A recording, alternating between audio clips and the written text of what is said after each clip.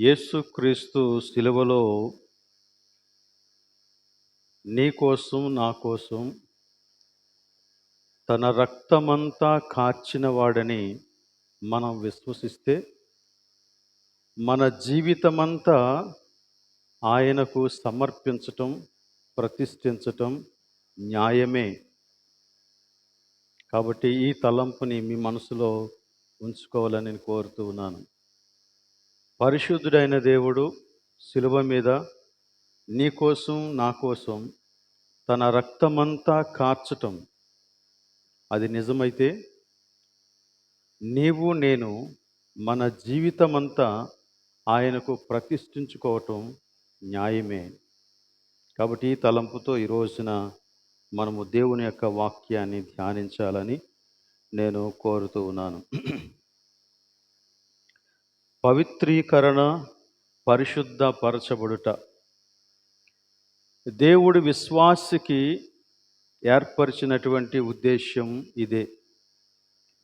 విశ్వాసి యొక్క జీవితంలో దేవుడు చేయాలని సంకల్పించినటువంటి కార్యం ఇదే.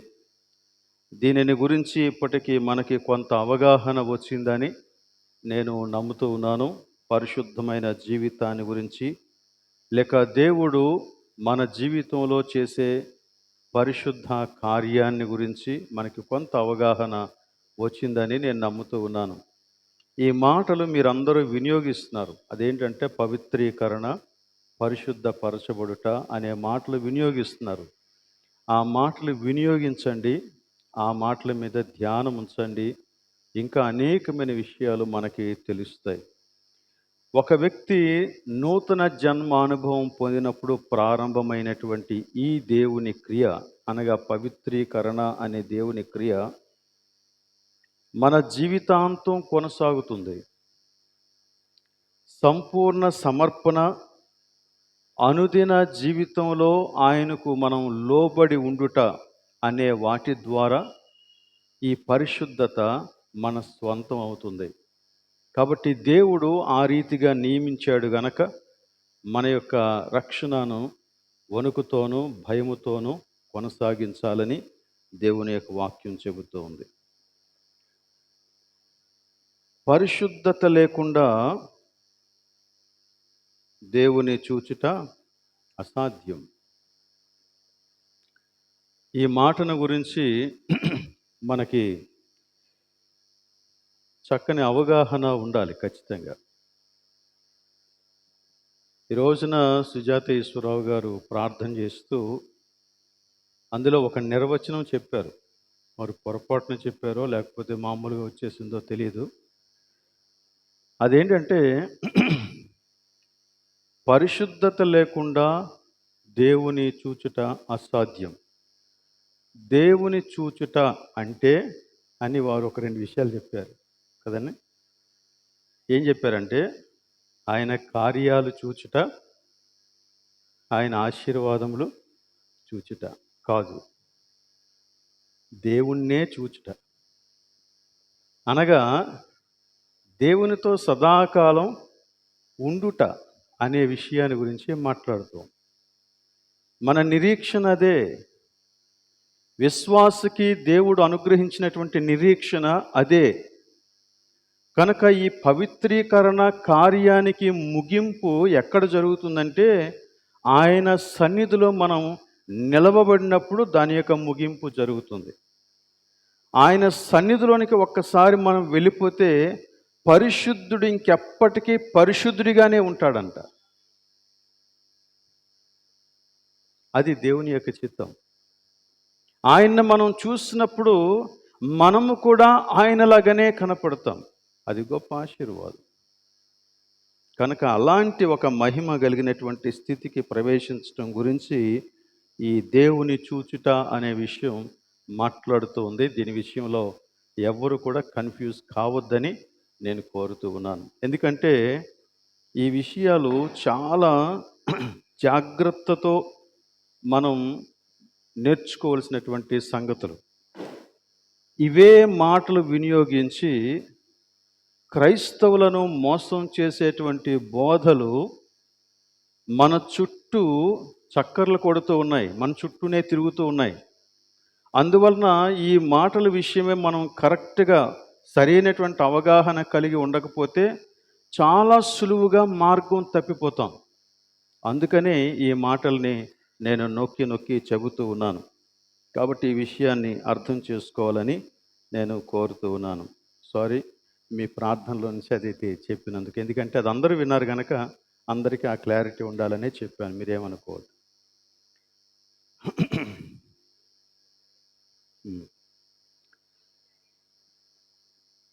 పవిత్రత, పరిశుద్ధత, మహిమపరచబడుట, పరిశుద్ధపరచబడుట, ఇలాంటి మాటలు బైబిల్లో పాత నిబంధన గ్రంథంలోను, క్రొత్త నిబంధన గ్రంథంలోను కూడా మనకి చాలా కనపడతాయి. కాబట్టి పరిశుద్ధపరచబడుట అనేటువంటి విషయాన్ని గురించి ఇంకొంచెం లోతుగా వెళ్ళి విషయాన్ని అర్థం చేసుకోవాలని నేను కోరుతూ ఉన్నాను. పరిశుద్ధత అనే ఈ మాటకు ఒరిజినల్గా హీబ్రూ భాషలో వినియోగించబడినటువంటి మాటకు అర్థం ఏంటి అంటే ప్రత్యేకించబడుట అని అర్థం. ప్రత్యేకించబడుట. మీలో ఎవరికైనా హీబ్రూ మాట కావాలంటే తర్వాత నన్ను అడగని చెప్తాను. ప్రత్యేకించబడుట, పరిశుద్ధపరచబడుట అంటే ప్రత్యేకించబడుట లేక ప్రతిష్ఠించబడుట లేక వేరు చేయబడుట లేక అభిషేకించబడుట అనేటువంటి అర్థాలు వస్తాయన్నమాట. సామాన్యమైనవే, కానీ అది ప్రభువు కోసం ప్రత్యేకించబడింది. ఇలాంటి టేబుల్స్ మన ఇంట్లో చాలా ఉండొచ్చు, దేనికైనా వినియోగిస్తాం మనం. కానీ ఇది ఆలయములో దేవుని యొక్క సేవ కొరకు ప్రత్యేకించబడింది. దీనిలో మహిమ ఏమైనా ఉందా అంటే దీనిలో ఇటువంటి మహిమ లేదు.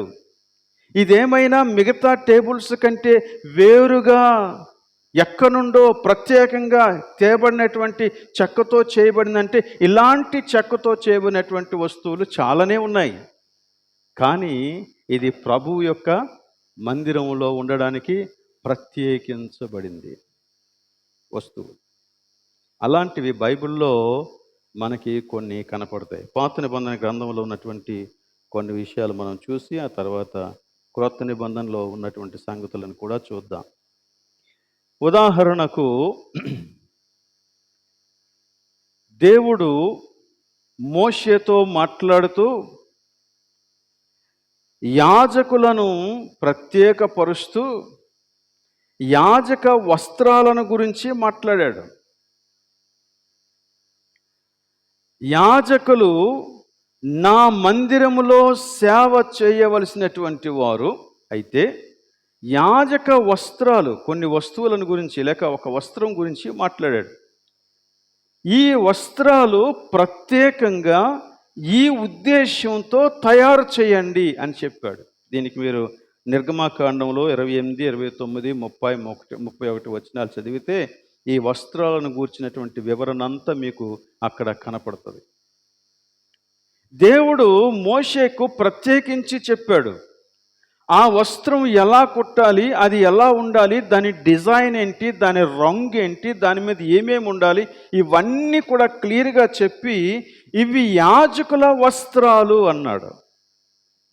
ఈ యాజకుల వస్త్రాలు మిగిలినటువంటి క్లాత్ మెటీరియల్ ఎలాగైతే తయారు చేయబడిందో ఇవి కూడా అటువంటి క్లాత్ మెటీరియల్తోనే తయారు చేయబడినటువంటి వస్త్రాలు ఇవి. కానీ ఈ వస్త్రాలకు ఉన్నటువంటి ప్రత్యేకత ఏంటంటే ఆలయములో దేవుని సేవ జరిగించినప్పుడు మాత్రమే వీటిని వినియోగించుకోవాలా. ఇది దేవుని సేవ జరిగించటానికి యాజకులకు ప్రత్యేకించబడినటువంటి వస్త్రాలు అని దేవుడు ఆ వస్త్రాలను ప్రత్యేకించాడు. అక్కడ కూడా ఇలాంటి అర్థం వచ్చేటువంటి మాటే ఉంది. అలాగనే దీనిని ప్రతిష్ఠిత వస్త్రాలు అని కూడా అంటారు. దేవుడు 10 ఆజ్ఞలు ఇస్తూ 7 దినాలలో నుండి ఒక దినాన్ని ప్రత్యేకించి దానిని సబ్బాతు దినం లేక విశ్రాంతి దినం అని చెప్పాడు. ఎందుకు ప్రత్యేకించాడంటే ఈ దినము దేవుని సన్నిధిలో మనుష్యులు లేక దేవుని ప్రజలు గడపటానికి ప్రతిష్ఠించబడింది అన్నాడన్నమాట. కాబట్టి ఆ రోజున ఎవ్వరూ ఏ పని చెయ్యకూడదు అన్నాడు.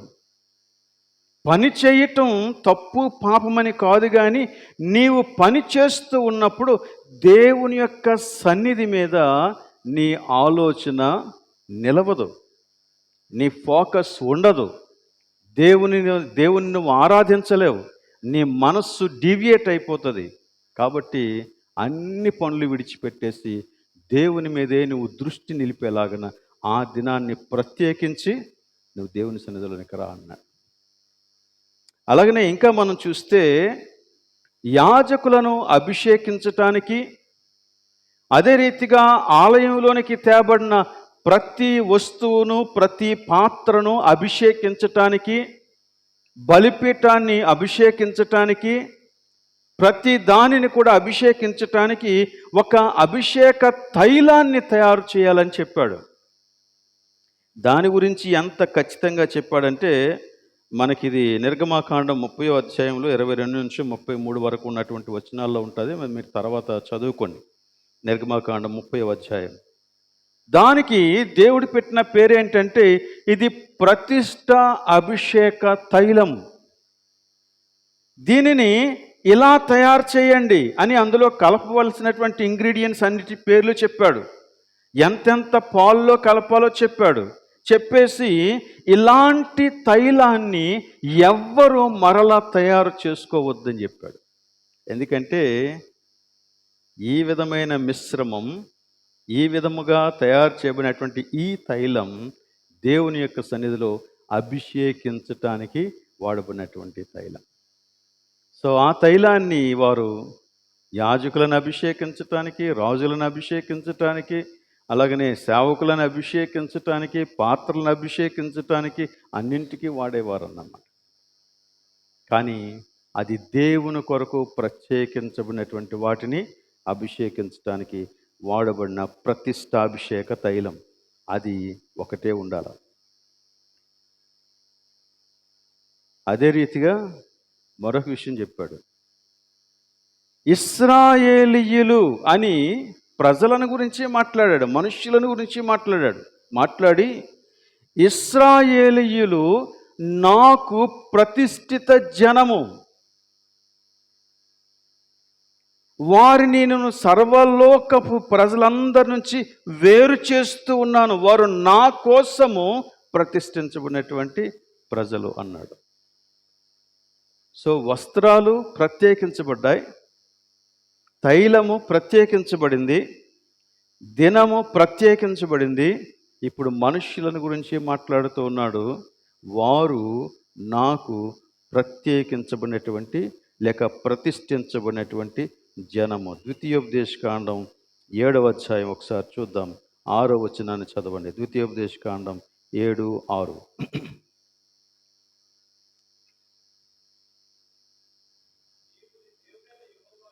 నీవు నీ దేవుడని యెహోవాకు ప్రతిష్ఠిత జనము. నీ దేవుడని యెహోవా భూమి మీదనున్న సమస్త జనముల కంటే నిన్ను ఎక్కువగా ఎంచి నిన్ను తనకు స్వకీయ జనముగా ఏర్పరచుకొనెను.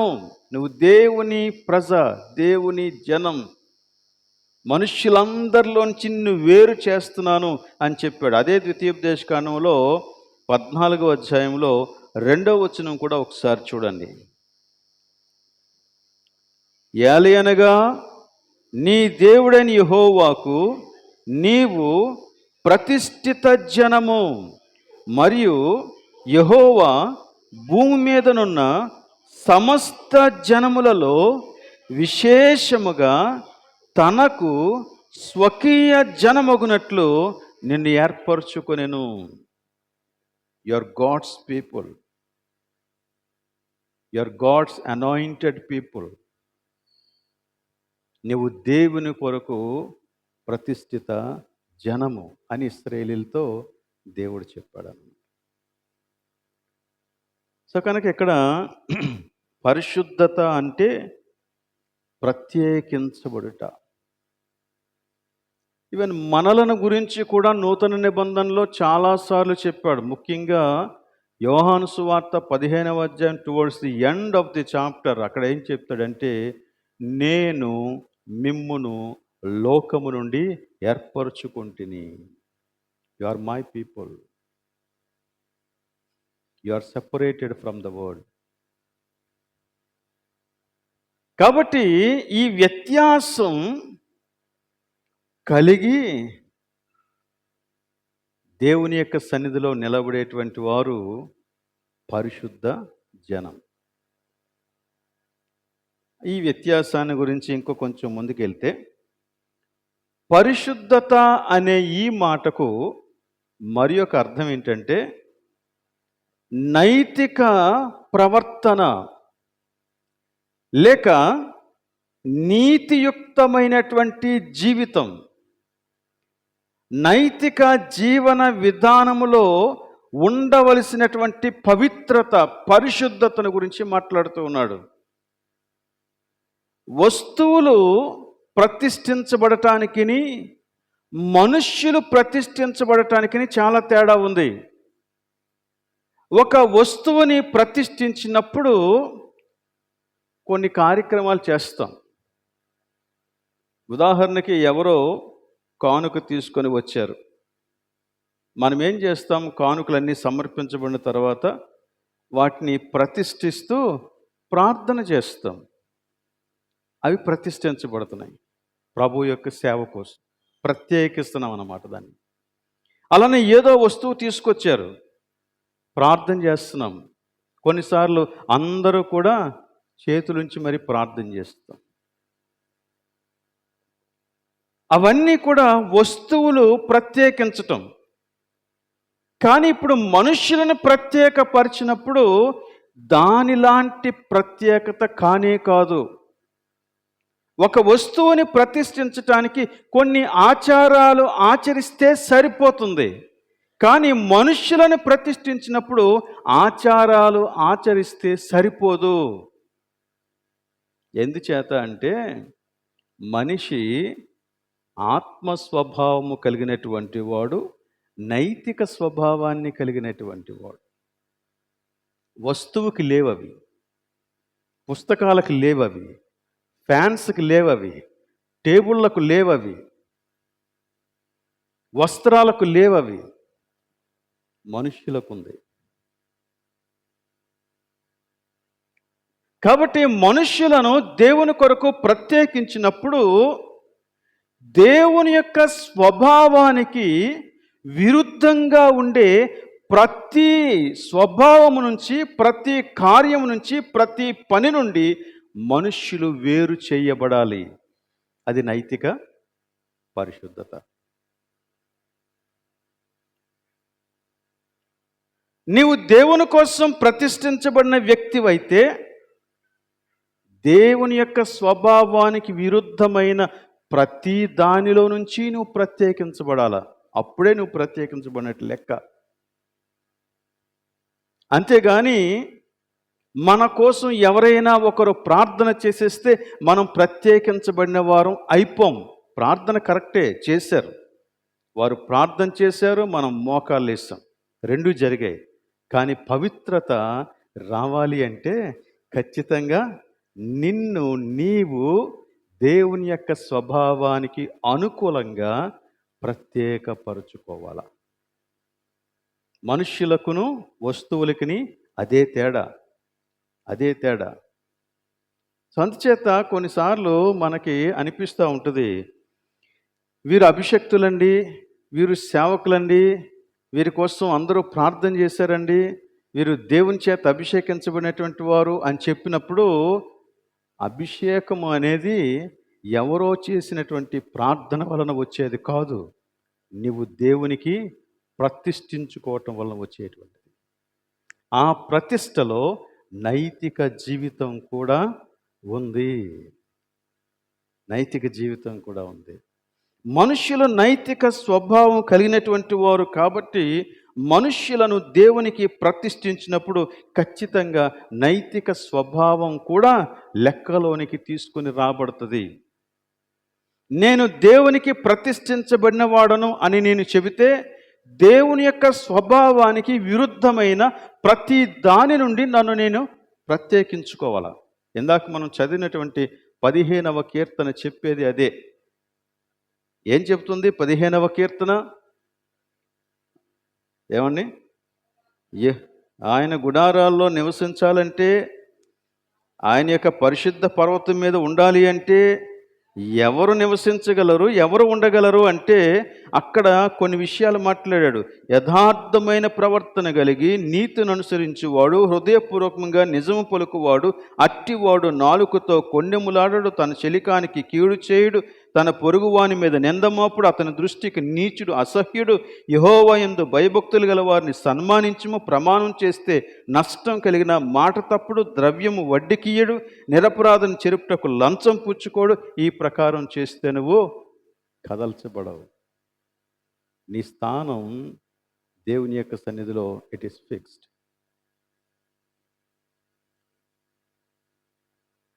సంచేత నైతిక స్వభావం కలిగినటువంటి మనిషితో దేవుడు డీల్ చేస్తూ ఉన్నప్పుడు ఈ పవిత్రీకరణ గురించి మాట్లాడినప్పుడు ఇది కొన్ని ఆచారాలతో వచ్చేటువంటి పవిత్రత కాదు.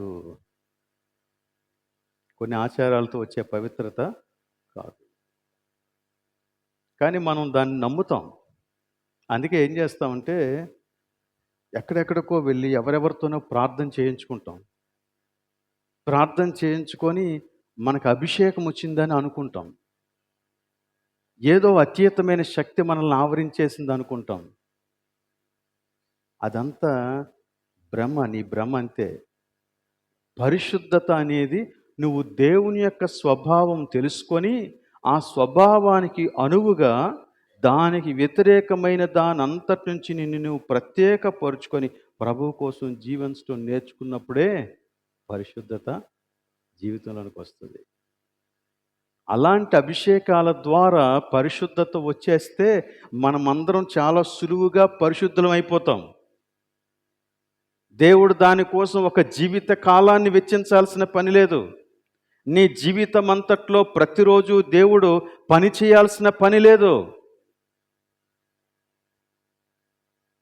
కాబట్టి ఈ పరిశుద్ధత నీ యొక్క నైతిక జీవితంలో కనపడాలి. అందుకే లేవి కాండంలో 19వ అధ్యాయంలో 1-2 వచనాలలో దేవుడు ఇలా మాట్లాడుతున్నాడు. ఇశ్రాయేలీయులను తనకు ప్రత్యేకపరుచుకొని ఆయన ప్రత్యేకపరుచుకున్నందుచేత వారు ఎలా ఉండాలో చెబుతున్నాడు. దానికి కారణం కూడా చెబుతున్నాడు. చూడండి, అది నేను చదువుతాను, జాగ్రత్తగా ఆ మాటలు చూడండి. లేవి కాండం 19వ అధ్యాయం 1-2 వచనాలు నేను చదువుతున్నాను.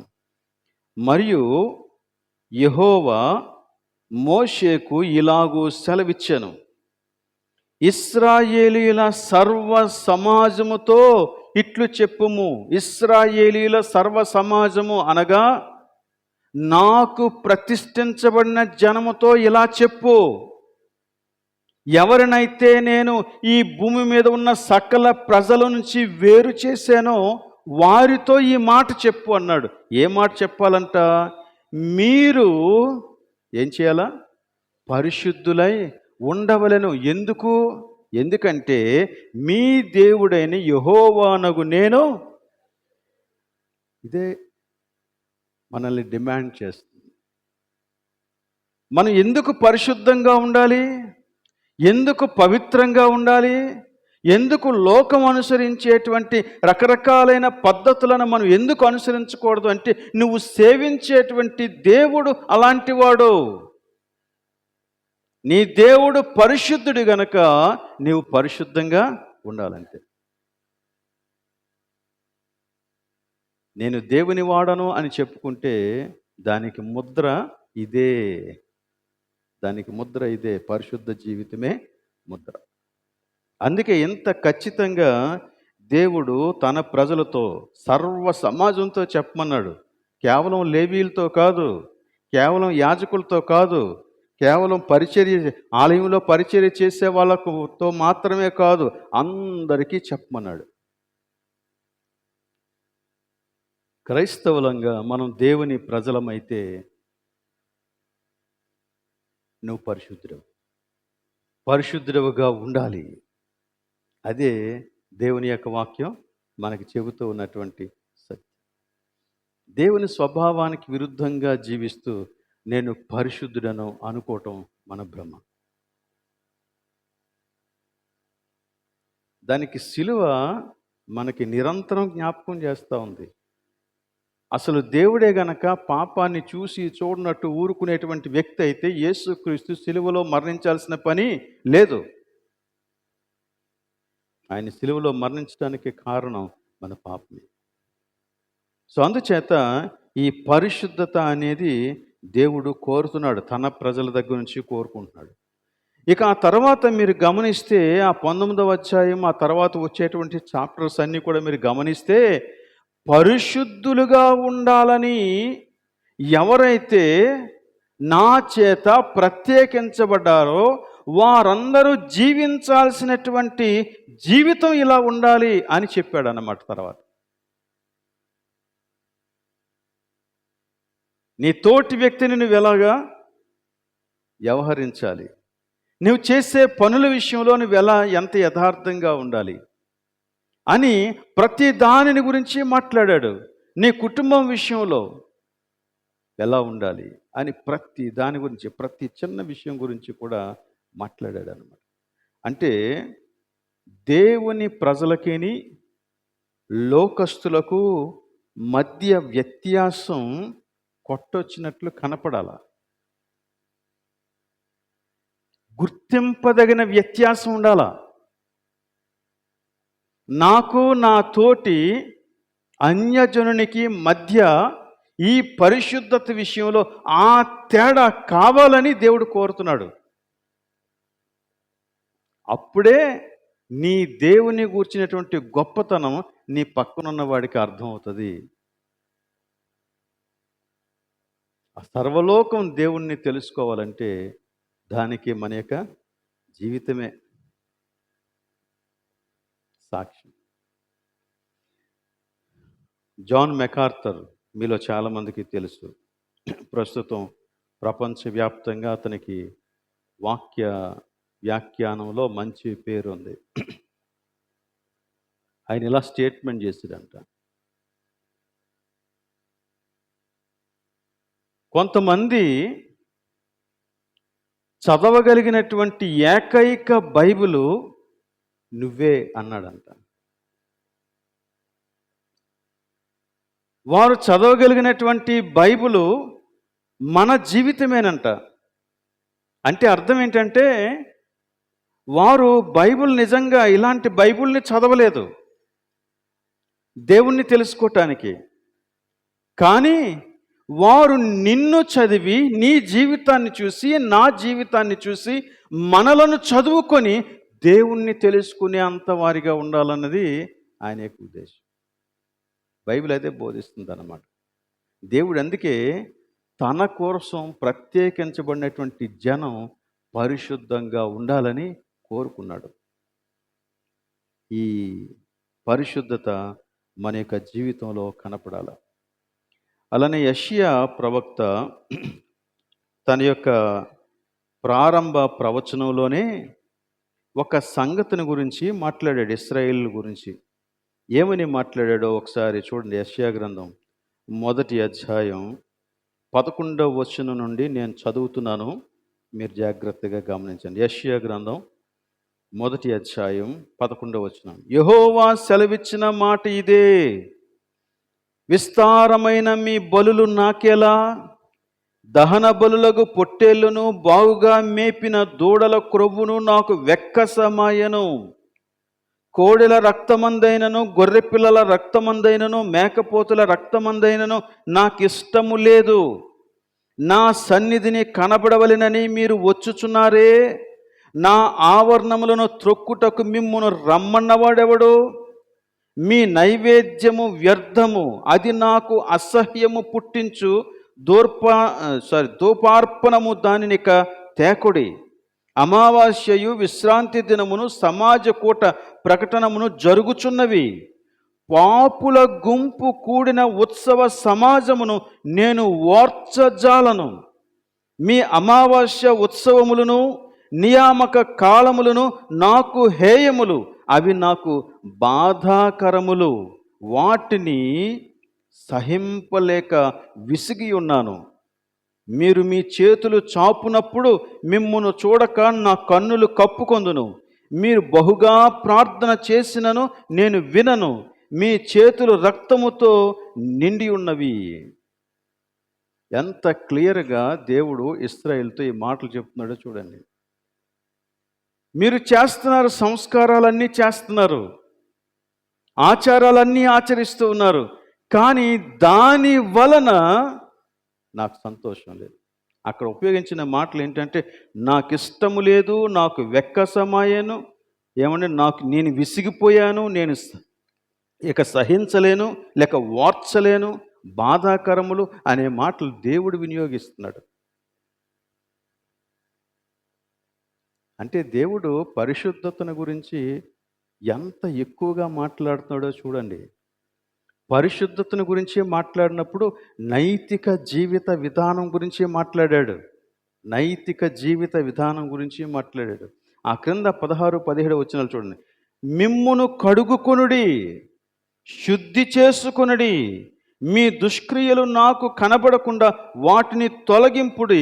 కీడు చేయుట మానుడి, మేలు చేయ నేర్చుకునుడి, న్యాయము జాగ్రత్తగా విచారించండి, హింసించబడు వారిని విడిపించండి, తండ్రి లేని వారికి న్యాయము తీర్చండి, విధవరాలి పక్షముగా వాదించండి. ఈ మార్పు జరగాలన్నాడు అన్నమాట దేవుడు.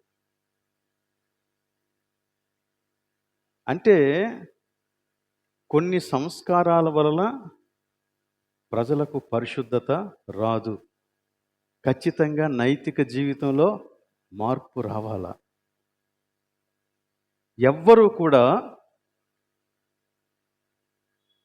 ప్రభు సన్నిధిలో నేను ప్రార్థన చేసేసాను, ప్రభు సన్నిధిలో నేను వాక్యాన్ని ప్రకటించేశాను, ప్రభు సన్నిధిలో నేను కానుకలు అర్పించేశాను, ప్రభు కోసం ప్రభు నామం పేరిట నేను సువార్తను ప్రకటించేశాను, కాబట్టి దేవుడు నన్ను అంగీకరించేస్తాడు అనుకుంటే ఈ వచన భాగాలు మనతో మాట్లాడుతున్నాయి. అసలు ప్రభు వేసిన ప్రశ్న ఏంటంటే, అసలు నా మందిరంలోనికి రమ్మని మిమ్మల్ని ఆహ్వానించిన వాడెవడు అంటున్నాడు. వాళ్ళు ఎందుకు వస్తున్నారు మీరు అంటున్నాడు. అంటే పరిశుద్ధతను గురించి దేవుడు అంతగా తన యొక్క ప్రజలతో మాట్లాడుతున్నాడు. తన ప్రజలు పరిశుద్ధతలో ప్రతిష్ఠించబడాలని అంతగా కోరుకుంటున్నాడు దేవుడు. ఈ విషయంలో మాత్రం రాజీ పడడం లేదు దేవుడు, రాజీ పడడం లేదు అసలు. అలాగనే మనం ఇంకా చూస్తే ఆమోసులో కూడా ఇదే రకమైనటువంటి మాటలు మాట్లాడతాడు. ఆమోసు 757 అంత ఉంటుంది పేజీ నెంబరు. 757 పేజీ, 5వ అధ్యాయం. ఆమోసు 5వ అధ్యాయం, 5వ అధ్యాయంలో 21 నుండి చదువుతున్నాను చూడండి. మీ పండుగ దినములను నేను అసహ్యించుకొనుచున్నాను, వాటిని నీచముగా ఎంచుచున్నాను. మీ వ్రత దినములలో కలుగు వాసనను నేను ఆగ్రానింపనొల్లను. నాకు దహన బలులను నైవేద్యములను మీరు అర్పించినను నేను వాటిని అంగీకరింపను. సమాధాన బలులుగా మీరర్పించు క్రొవ్విన పశువులను నేను చూడను. మీ పాటల ధ్వని నా యొద్ద నుండి తొలగనీయుడి. మీ స్వరమండలముల నాదము వినుటకు నాకు మనస్సు లేదు. ఎందుకు ప్రభువా అంటే, నీళ్లు పారినట్లు న్యాయము జరగనీయుడి, గొప్ప ప్రవాహం వలె నీతిని ప్రవహింపనీయుడి, ఇది నాకు కావాలి అన్నాడు అన్నమాట. అంటే దేవుడు మనం చేసే ఏ ఆచారాలతో కూడా సంతృప్తి నొందువాడు కాడు. నీతి కావాలంట, న్యాయం కావాలంట, నైతిక జీవితంలో పవిత్రత కావాలంట. దేవుడు అది కోరుకుంటున్నాడు. కనుక ఆయన మనలను పరిశుద్ధపరచుట అనే ఈ కార్యం, లేక పవిత్రీకరణ అనేటువంటి ఈ కార్యం దేవుడు చేస్తూ ఉన్నప్పుడు మన నైతిక జీవితాలను గురించి మనం ఆలోచించాలా.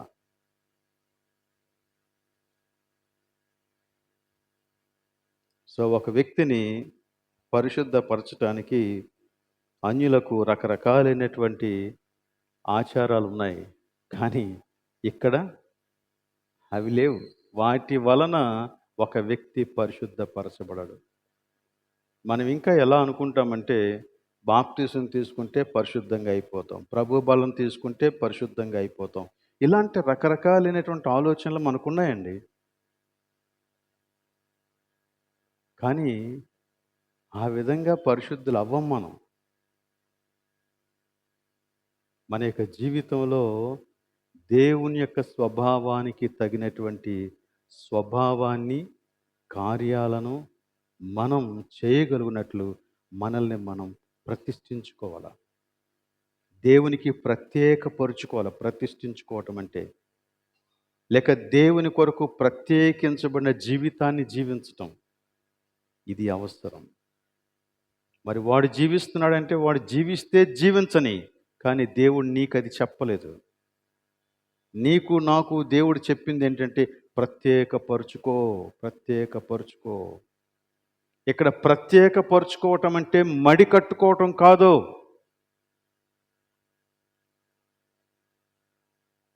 చాలామంది అలా కూడా అనుకుంటారు. వాళ్ళు ఎవరితోనే మాట్లాడరు, ఎవరి కలిసి చూడరు, అలా వస్తారు ఆలయానికి, అలాగే వెళ్ళిపోతారు. వాళ్ళు అనుకుంటారు అది పరిశుద్ధత అని. నో.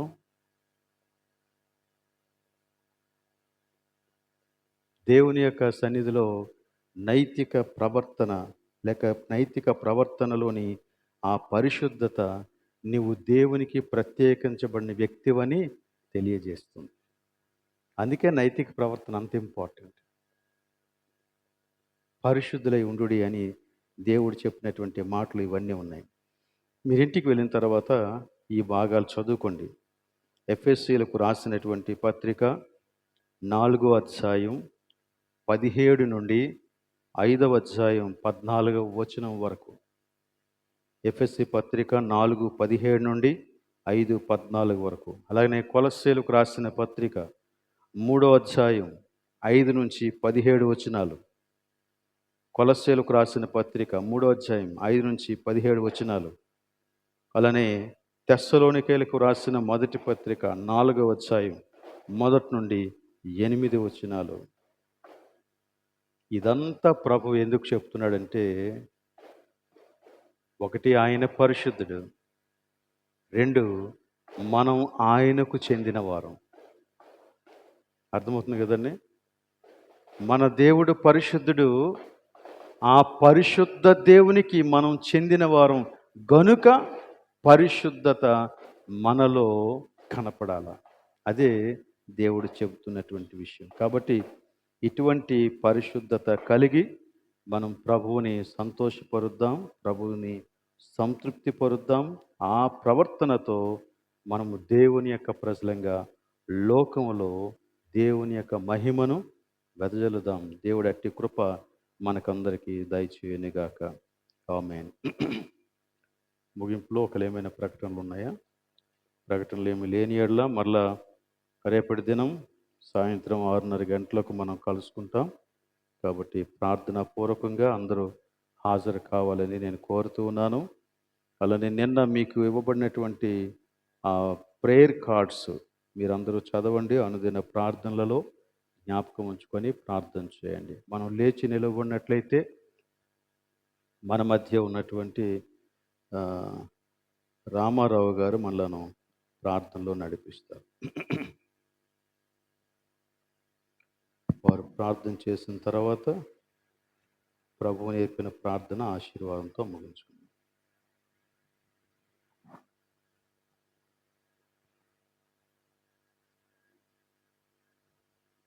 ప్రార్థన. మమ్మల్ని అతి మిక్కిలిగా ప్రేమించిన మా ప్రియ పరలోకపు తండ్రి, వందనాలు నాయన. ఈ యొక్క నా తండ్రి రాత్రికాల సమయంలో నీ మందిరంలో నా తండ్రి మమ్మల్ని అన్న ప్రభా తోడుకొని వచ్చి పవిత్రపరచుట, పరిశుద్ధ నడవడానికి విషయంలో నా ప్రభా నీ సేవకులు బోధిస్తున్న ఈ వాక్యాన్ని నా తండ్రి దీవించినైనా, మరి ముఖ్యంగా ఆ వాక్యం ద్వారా నా తండ్రి మేము నడుచుకోవడానికి కృపను దయచేయి. మాలో ఉన్న అపవిత్రతంతని తీసివేనైనా, మా ఆలోచనలు నా తండ్రి, మా తలంపులు నా తండ్రి నీకు అంగీకారంగా ఉండడానికి కృపను దయచేయనాయన. నీకు వందనాలు నా తండ్రి. నువ్వు హెచ్చించబడాలి, మేము దీవించబడాలి. అలాగే నా తండ్రి మా సంఘం నా తండ్రి పరిశుద్ధంగా ముందుకు వెళ్ళడానికి కృపను దయచేయనాయన. చేస్తున్న ప్రతి కార్యాన్ని నా ప్రభా నీ చేతులకు అప్పగిస్తున్నావు. నువ్వు మహింపరిచే విధంగా నా తండ్రి ముందుకు వెళ్ళడానికి కృపను దయచేయనా తండ్రి. సంఘం చుట్టూ నీ కంచుంచు, సంఘంలో ఉన్న కుటుంబాలందరూ అందరి నా ప్రభ కాచి కాపాడు. వారిని నా ప్రభ నా తండ్రి నీలో నా తండ్రి బలపడి నా తండ్రి నీ నామాన్ని నా తండ్రి అన్వయించుకుంటూ నా తండ్రి ముందుకు వెళ్ళడానికి కృపను దయచే. అదేవిధంగా నా తండ్రి దోసలు నా తండ్రి చెప్పుతున్న నిగూఢమైన సత్యాలు నా తండ్రి మా జీవితాన్ని అన్వయించుకున్న ప్రభా నీకు మహిమకరంగా మేము జీవించడానికి కృపను దయచే నా ప్రభా. జరిగిన ప్రతి కార్యక్రమాన్ని చేతులకి ఇస్తున్నాం. జరగబోయే ప్రతి కార్యక్రమం అంతటిని ఈ యొక్క హస్తాలుగా అప్పచెపుతున్నాను ఆయన. ప్రతిదీ నీ కృప నుంచు, సంఘం చుట్టూ నీ కంచుంచు, నీ దేవదూతలతో నా తండ్రి సంఘం చుట్టూ నా తండ్రి కావలా ఉంచి నీవే ముందునే నడిపిస్తావని యేసు పరిశుద్ధ నామమున నడుచున్నాను తండ్రి. ఆమేన్. పరలోకమందున్న మా తండ్రి, నీ నామం పరిశుద్ధపరచబడునుగాక, నీ రాజ్యం వచ్చునుగాక, నీ చిత్తం పరలోకము నెరవేరినట్లు భూమి మీద నెరవేరునుగాక. మానుదిన ఆహారాన్ని మాకు దయచేయము, మా రుణస్తులను క్షమించిన ప్రకారం మమ్మల్ని క్షమించం, మమ్మల్ని శోధనకు తేక కీడును తప్పించుము. ఎందుకనగా రాజ్యము, బలము, మహిమ నిరంతరము నీవై ఉన్నావు తండ్రి. ఆమేన్. మన తండ్రి అయిన దేవుని ప్రేమ, కుమారుడైన యేసు క్రీస్తు యొక్క కృప, పరిశుద్ధాత్మ యొక్క అన్యోన్య సహవాసం ఇక్కడ చేరిన మనకు సంఘమంతటికి సదాకాలం తోడే ఉండునుగాక. ఆమేన్.